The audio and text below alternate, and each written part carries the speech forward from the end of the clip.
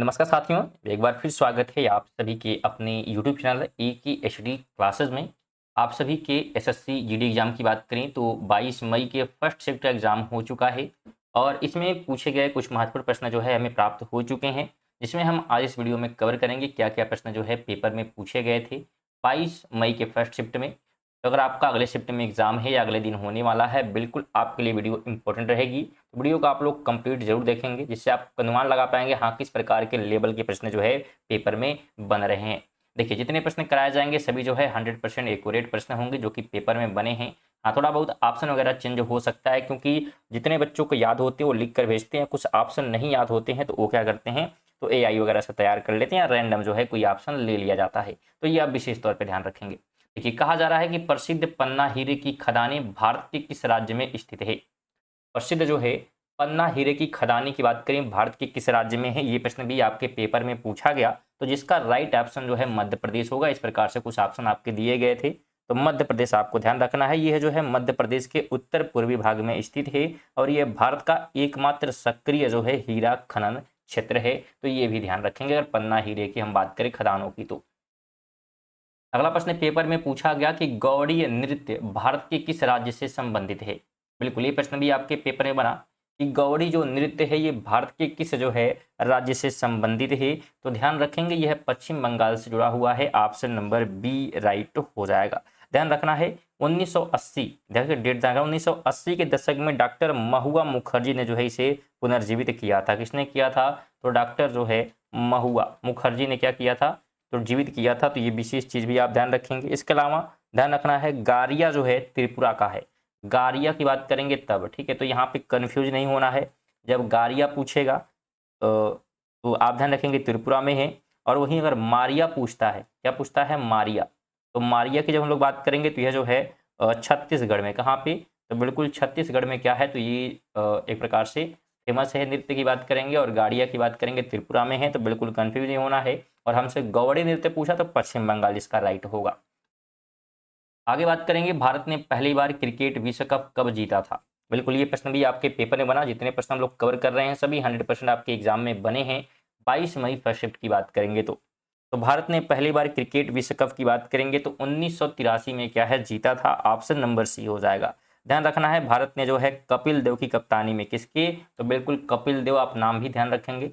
कपिल देव के जो है कप्तानी में क्या है, तो लंदन में जो है वेस्ट इंडीज को जो है 43 रन से हरा कर क्या है, तो पहला विश्व कप जो है जीता था। कितने रन से, तो 43 जो है रनों से हरा कर, ध्यान रखेंगे। और फाइनल में जो है Mohinder Amarnath man of the match रहे थे। कौन रहे थे, मोहिंदर अमरनाथ जो है मैन ऑफ द मैच चुने गए थे फाइनल में। तो ये भी ध्यान रखें।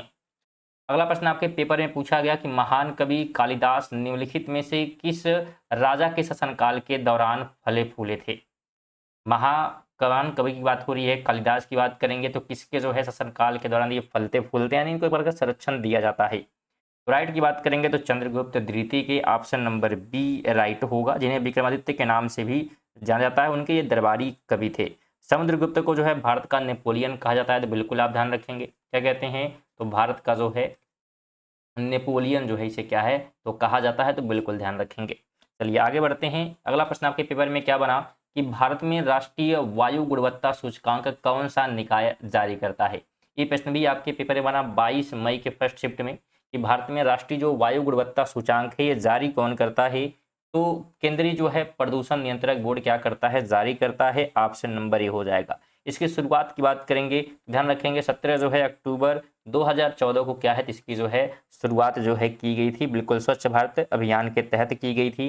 तो ये भी आप ध्यान रखेंगे। ये सूचांक जो है 8 जो है प्रमुख, जैसे कि PM10, PM2.5, NO2 आदि के आधार पर जो है गणना करता है। आगे बात करेंगे किस अधिनियम के द्वारा जो है भारत में ब्रिटिश ईस्ट इंडिया कंपनी का शासन समाप्त कर दिया गया। ये प्रश्न भी हिस्ट्री से आपके पेपर में बना कि किस अधिनियम के तहत जो है ब्रिटिश ईस्ट इंडिया कंपनी का शासन जो है भारत में खत्म होता है। तो भारत सरकार अधिनियम 1800 जो है 58 के तहत, ऑप्शन नंबर सी राइट हो जाएगा। ध्यान रखना है 1857 की क्रांति हुई थी, आपको पता होगी शायद, ठीक है, कि 1857 की क्या हुई थी, बिल्कुल क्रांति हुई थी। और इसके बाद एक एक्ट जो है जरिए कंपनी जो है शासन समाप्त कर सीधे जो है ब्रिटिश काउंट का जो है शासन यहाँ पे स्थापित हो जाता है। लॉर्ड कैनिंग भारत के जो है पहले वायसराय थे, तो ये भी ध्यान रखेंगे। कौन था? तो कैनिंग, बिल्कुल ध्यान रखें, जो भी महत्वपूर्ण फैक्ट आपको बताए जा रहे हैं। अच्छा, कैनिंग की बात यहाँ पे हो रही है। अगला प्रश्न पेपर में पूछा कि पश्चिम बंगाल में होली के त्योहार को किस नाम से जाना जाता है? पश्चिम बंगाल में होली के त्योहार को क्या कहते हैं? तो ढोल यात्रा कहा जाता है। ऑप्शन नंबर सी इसका राइट होगा, जहां लोग पीली पोशाक पहनकर गुलाल से खेलते हैं। अगला प्रश्न पेपर में बना कि द्रव यानी कि तरल से गैसों में बदलने की प्रक्रिया को क्या कहते हैं? अगर द्रव से कोई चीज गैस में जा रहा है तो इसे जो है वाष्पीकरण कहते हैं। ऑप्शन नंबर बी इसका राइट हो जाएगा। वाष्पीकरण बिल्कुल कहलाता है। और गैस से अगर तरल में आ रहा है तो संघनन होगा। संघनन की बात करेंगे तो किस में हो रहा है? तो गैस है कोई चीज और उससे क्या हो रहा है? तो बिल्कुल तरल में, लिक्विड में क्या है? कन्वर्ट हो रहा है। आगे है कि वर्ष 2026 में आयोजित होने वाले एशियाई खेलों का कौन सा संस्करण खेला जाएगा? बिल्कुल ये प्रश्न भी आपके पेपर में बना कि 2026 में आयोजित होने वाला एशियाई खेलों का कौन सा संस्करण जो है खेला जाएगा? तो 20वां संस्करण होगा। ऑप्शन नंबर 20 का राइट हो जाएगा। बिल्कुल ध्यान रखेंगे, यह जो है खेला जाएगा। इसकी मेजबानी की बात करेंगे तो जापान जो है क्या करेगा? तो मेजबानी जो है इसकी करने वाला है। अगला है कि संघाई सहयोग संगठन के महासचिव का कार्यकाल कितने वर्ष का होता है? एससीओ की बात करें, महासचिव की कार्यकाल की, तो यह जो है कितने समय के लिए होता है? तो 3 वर्ष के लिए। ऑप्शन नंबर बी राइट हो जाएगा। बिल्कुल ध्यान रखेंगे। आगे बात करेंगे तो भारत के केंद्रीय बजट में पहली बार जेंडर बजट स्टेटमेंट किस वर्ष पेश किया गया? तो जेंडर बजट स्टेटमेंट की बात करें, भारतीय जो है केंद्रीय बजट में ये पेश किया गया था 2005 से 6 में। ऑप्शन नंबर बी राइट होगा। ध्यान रखना है, उस समय जो है तत्कालीन वित्त मंत्री जो है चिदम्बरम थे। ठीक है, मंत्री जो है चिदम्बरम थे, उनके कार्यकाल में जो है ये अपनाया गया, जिसका उद्देश्य महिलाओं के विकास और लैंगिक समानता के लिए जो है बजटीय आवंटन का मूल्यांकन करना था।